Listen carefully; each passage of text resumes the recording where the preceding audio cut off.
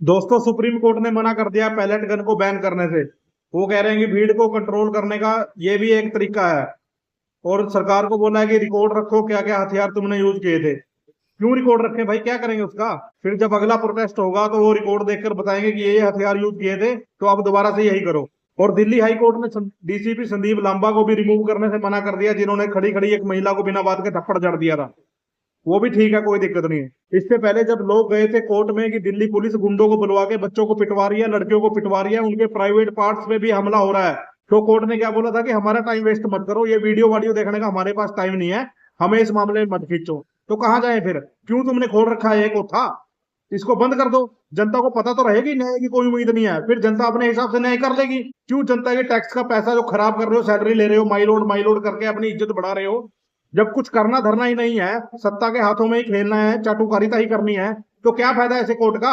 अरे जनता अब कोर्ट को कोठा बोलना शुरू कर देगी। कुछ तो शर्म रखो, कुछ तो मर्यादा रखो इसकी।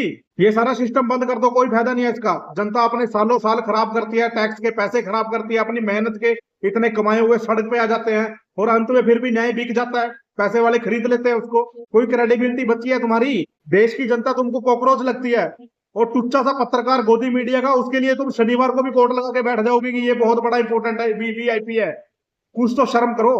कितने ऑर्डर कोर्ट के ऐसे आ चुके हैं जिससे सीधा पता लगता है कि कोर्ट किसके हाथों में खेल रहा है। जब सारे विपक्षी दल बोल रहे थे कि एसआईआर में गड़बड़ी हो रही है, फिर भी कोर्ट ने उनकी बात कहाँ सुनी थी।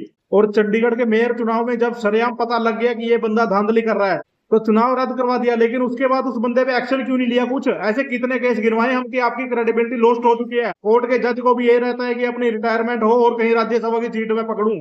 और ऐसे ही सभी मामलों में साफ सीधी बात सुनने के लिए फॉलो जरूर करें।